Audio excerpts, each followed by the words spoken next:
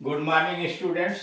इस वीडियो के अंतर्गत हम लोग कुछ अव्ययों के अनुवाद, जिसमें यहाँ पर की यानी दो उपवाक्यों या दो से अधिक उपवाक्यों को जोड़ने के लिए जब बीच में की आता है तो हम पाते हैं कि उस की के बहुत सारे अर्थ होते हैं, बहुत सारे भाव निकलते हैं और उसके बाद विभिन्न प्रकार के उपवाक्य आते हैं। यानी बीच में अगर की आया है तो उसके पहले उपवाक्य की क्रिया कुछ होगी, उसके बाद के आए हुए उपवाक्य की क्रिया कुछ होगी। उस की का जो बीच में आया हुआ की, उसका अनुवाद कैसे करते हैं, किन परिस्थितियों में क्या उसका नियम है, उसके संबंध में यहाँ जानकारी दी गई है कि बीच में आए हुए, जैसे राम ने कहा कि, वह कल आएगा। उसने मुझसे पूछा कि क्या तुम कहाँ जाओगे। इस तरह की जो कौन, कहाँ, क्या, कैसे की, कहाँ की, क्यों की, कैसे की, कब, ये जब करके आता है तो आखिर उनका अनुवाद करने के लिए क्या सावधानी बरतनी चाहिए, उसके विषय में जानकारी दी गई। चेंज ऑफ सेंटेंसेस यानी वाक्यों को कैसे आप परिवर्तित करेंगे की के बाद। रूल नंबर 1, की के बाद आने वाले भिन्न भिन्न प्रकार के उपवाक्यों का अनुवाद बहुत सोच समझकर करना चाहिए।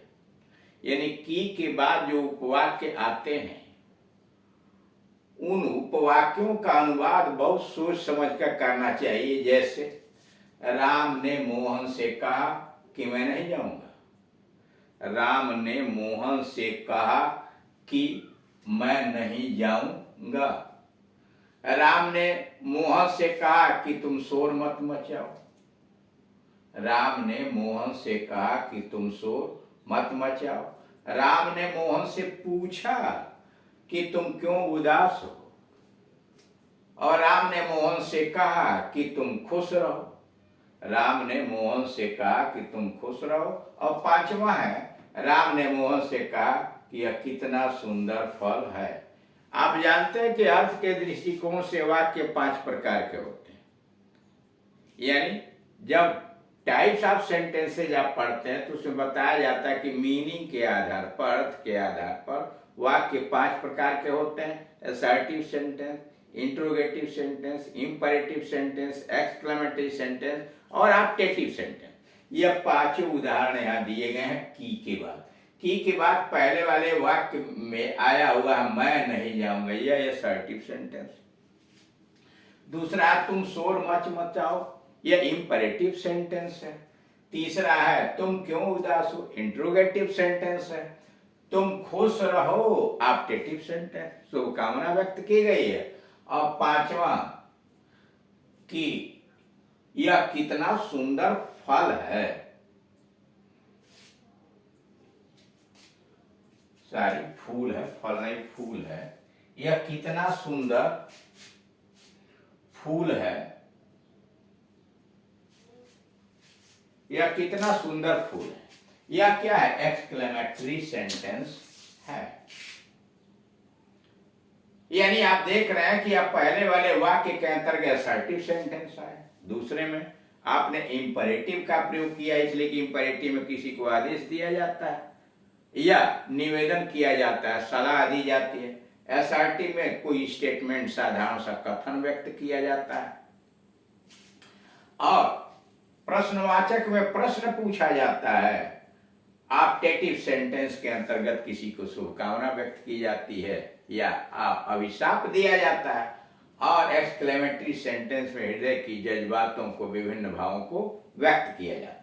इसलिए इसमें पहला असर्टिव सेंटेंस है की के बाद, दूसरे में इंपरेटिव है, तीसरे में इंट्रोगेटिव है, इंट्रोगेटिव,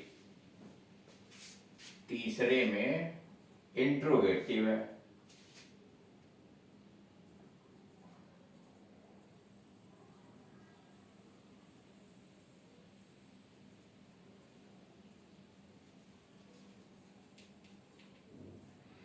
इंट्रोगेटिव और चौथे में ऑप्टेटिव और पांचवें में एक्सक्लेमेटरी। इन वाक्यों का अनुवाद करने का सबसे सीधा और सरल तरीका है। यानी इन वाक्यों का ट्रांसलेशन करना हो तो सबसे सीधा और सरल तरीका यह है कि आप की के बदले, यानी की को हटा दीजिए और की के बदले यहाँ कामा इन्वर्टेड कामा लगा दीजिए। ऐसे ही किया, की को हटाइए और की के बदले इन्वर्टेड कामा का प्रयोग कर दीजिए और तब उनका अनुवाद करें। उसके बाद नरेशन के नियम सारी, यानी इन वाक्यों का अनुवाद करने का सीधा सरल तरीका है कि आप की के बदले इन्वर्टेड कामा का प्रयोग करें और तब इनका अनुवाद करें। इसमें कोई कठिनाई नहीं होगी। यानी पहले आप इन्वर्टेड कामा लगा लीजिए की को हटा करके और तब ट्रांसलेट कर दीजिए। सेंटेंस बदलने की भी जरूरत नहीं होगी और टेंस भी बदलने की कोई जरूरत नहीं होगी, प्रोनाउन भी बदलने की कोई जरूरत आपको नहीं होगी। जैसे मोहन ने, राम ने मोहन से कहा, अब की को हटाया, मैं नहीं जाऊंगा, तो राम सेड टू मोहन या Ram told Mohan I shall not go. और अगर यहां हटाइए, राम ने मोहन से कहा, की हटा दीजिए, तुम शोर मत मचाओ, तो Ram said to Mohan don't shout, शोर मत मचाओ या do not make a noise. तीसरा है, राम ने मोहन से पूछा कि तुम क्यों उदास हो, तो राम आस्क्ड मोहन या Ram said to Mohan inverted comma में, तुम क्यों उदास हो, why are you sad, why are you sad, inverted comma लगा लीजिए। राम ने मोहन से कहा तुम खुश रहो, राम ब्लेस्ड मोहन, राम ब्लेस्ड मोहन या Ram said to Mohan comma inverted comma में, may you be happy, may you be happy. अब पांचवा, राम ने मोहन से कहा कि यह कितना सुंदर फूल है, Ram said to Mohan how beautiful this flower is. ठीक, ये सब इन्वर्टेड कामा में है। तो कह रहा कि आप की को हटाइए, इन्वर्टेड कामा लगा के ट्रांसलेट कर दीजिए, आसान तरीका है। अब जरा दूसरे पर आइए, इनका अनुवाद करने का एक दूसरा तरीका भी है, यानी इन वाक्यों का अनुवाद करने का एक दूसरा तरीका भी है। पहले की के बदले इन्वर्टेड कामा का प्रयोग कर लीजिए, यानी अभी अभी जो किए हैं आप, की के बदले इन्वर्टेड कामा का प्रयोग कर लीजिए और तब उनका अनुवाद कर दीजिए। जैसे अभी अभी आपने अनुवाद किया पहले का, Ram said to Mohan comma inverted comma में, ऐसा नॉट गो इन्वर्टेड कामा, तो कह रहा है अनुवाद कर लिए और इसके बाद नरेशन के नियमों का पालन करते हुए, यानी अंग्रेजी में डायरेक्ट से इनडायरेक्ट नरेशन कैसे बनाए जाते हैं उनका नियमों का पालन करते हुए डायरेक्ट नरेशन से इनडायरेक्ट में बदल दीजिए, दोनों ट्रांसलेशन हो जाएंगे। डायरेक्ट में भी ट्रांसलेशन हो जाएगा और इनडायरेक्ट। फिर ध्यान दीजिए, कहा जा इन वाक्यों का ट्रांसलेट करने के दो तरीके हैं।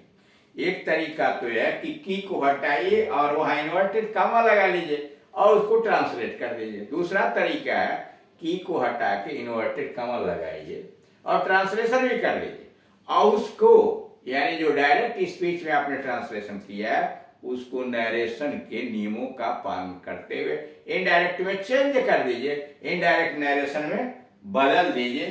दोनों प्रकार के आपके ट्रांसलेशन हो जाएंगे और इन तरीके का ध्यान रखकर दिए हुए वाक्यों का अनुवाद इस प्रकार होगा। पहला होगा, Ram told Mohan I will not go, inverted comma में I will not go, Ram told Mohan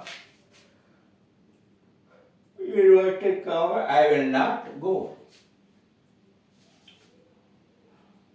अथवा Ram said to Mohan I will not go. अब उसको इनडायरेक्ट में आपने चेंज किया तो क्या हो जाएगा, Ram told Mohan that he would not go. अब जब उसे डायरेक्ट से इनडायरेक्ट के नियमों का पालन करते हुए चेंज करेंगे तो यह राम सेड टू को टोल्ड हो गया, राम टोल्ड मोहन दैट, आई बदलेगा राम के अनुसार तो ही हो गया, टेंस बदल दिया, ही वुड नॉट गो। दूसरा है, Ram told Mohan do not shout, तो Ram told Mohan do not shout, तो Ram ordered Mohan not to shout, Ram ordered Mohan not to shout. Ram चूंकि इंपरेटिव सेंटेंस है इसलिए इसमें इन्फिनिटिव से जोड़ दिया, नॉट टू शाउट।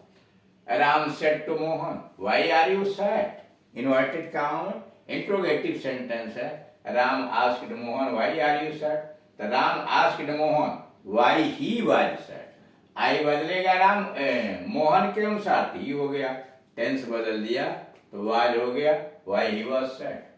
चौथा, Ram told Mohan may you be happy, the Ram blessed that Mohan might be happy. Indirect में चेंज किया तो हो गया Ram blessed that Mohan might be happy. और पांचवा हुआ राम सेड, राम ने कहा how lovely this flower, Ram said how lovely this flower is. और इनडायरेक्ट में बदला तो हो गया Ram explained that with joy, sorry Ram exclaimed,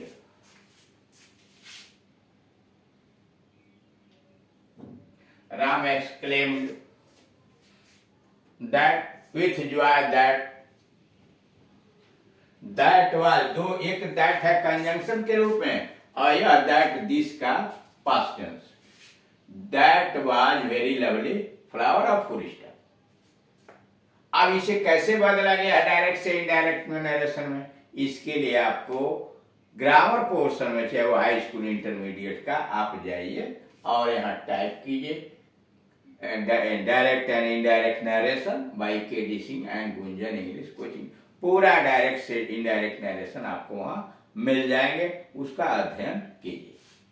rule number second, आपको ऐसे बहुत से वाक्य मिलेंगे जिनमें प्रिंसिपल क्लास के बाद की आता है। आपको ऐसे बहुत से वाक्य मिलेंगे जिसमें प्रिंसिपल क्लास के बाद की आता है और की के बाद एक ऐसा सबऑर्डिनेट क्लास रहता है, यानी की के बाद एक ऐसा आश्रित उपवाक्य रहता है जिसमें कौन, क्या, क्यों, कैसे, कहाँ, कब, की, नहीं या नहीं का प्रयोग होता है। कहा जा रहा है कि कुछ वाक्य ऐसे आते हैं कि जिनमें प्रिंसिपल क्लास के बाद की आता है, यानी प्रिंसिपल क्लास के बाद की आएगा और उस प्रिंसिपल क्लास के बाद